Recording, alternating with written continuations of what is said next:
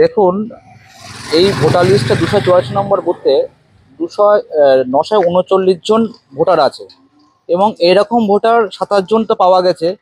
এই ভোটারগুলো এগুলো হচ্ছে সম্পূর্ণভাবে যে শাসক দল আছে বর্তমান, সেই শাসক দলের পুরো পকেট ভোট। এবং এর সাথে সাথে অনেক মহিলাদের বিয়ে হয়ে গেছে, 8 বছর, 10 বছর, 12 বছর, তাদেরও নাম আছে কিন্তু নাম কাটেনি, কিন্তু এটা সম্পূর্ণভাবেই তাদের পকেট ভোট। পকেট ভোট মানে কেন? এই যে নামটা রয়েছে তাদের কি উপকার হবে? এইগুলো ভোটের দিন দেখবেন তারা সেই স্বর্গ থেকেই ভোট দিতে চলে আসে, বুথের মধ্যে তারা চলে আসে, দেখবেন ওদের ভোটগুলো হয়ে গেছে। মৃত ব্যক্তিদের ভোট, মৃত ব্যক্তিদেরই ভোট হয়ে গেছে। তার জন্য কি নামগুলো রাখা? তার জন্যই শাসক দল এই নামগুলো রেখে দিয়েছে। আপনারা কি চান? আমরা চাই এই নামগুলো অবশ্যই বাদ যাক এবং সঠিক যে নামগুলো থাকবে সেই নামগুলোর ভোটার লিস্টে যেন থাকে, কোনো এর মধ্যে যেন কোনো দুর্নীতি বা কোনো জল মিশানো যেন না থাকে, স্বচ্ছ ভোটার লিস্ট আমরা চাইছি। এটা সম্পূর্ণভাবে নির্বাচন কমিশনটা রাজ্য সরকারের আন্ডারে চলতো, সেই রাজ্য সরকারেই এই নামগুলো রেখে দিয়েছে, এই নির্বাচন কমিশন এইটাই নাম রেখে দিয়েছে। আপনার নাম? দীপঙ্কর পাল। মিনু মণ্ডল কি হয়? মিনু মণ্ডল মা। আপনার মা?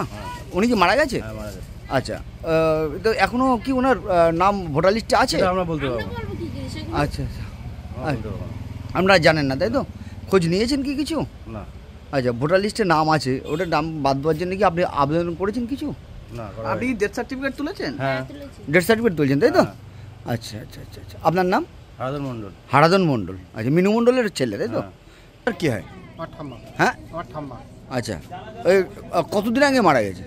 প্রায় 10 বছর মতো। হ্যাঁ, প্রায় 10 বছর মতো হয়েছে। 10 বছর মারা গেছে। আচ্ছা, বলছি এখনও তো তার ভোটার লিস্টে নাম আছে, জানেন এটা? হ্যাঁ, না, এগুলো বিষয়ে আমরা অবগত এবং এই মৃত এবং অবৈধ ভোটারগুলোকে নিয়েই তৃণমূল হাতিয়ার করে বছরের পর বছর জিতে আসছে। তারা এই মৃত ভোটারগুলো এবং অবৈধ ভোটারকে দিয়ে তারা বুথ দখল এবং বুথে ছাপ্পা ভোট করে এরা জিতে আসছে এবং আমরা এগুলোকে প্রত্যেকবারই কমিশনকে জানিয়েছি, কিন্তু কমিশনের তরফ থেকে এই সদুত্তর কিছু পাইনি, সেইভাবেই চলছে। আমরা পঞ্চায়েত থেকে একটা ডেথ সার্টিফিকেট ইস্যু করি, কারণ একজন মৃত ব্যক্তি তার ডেথ সার্টিফিকেট দেওয়ার কর্তব্য আমাদের পঞ্চায়েতের, আমরা সেটা ইস্যু করি। আমরা এই মতো অবস্থা আপনাদের থেকে জানতে পারলাম যে এখনও কিছু মৃত ব্যক্তি ভোটার হয়ে আছে।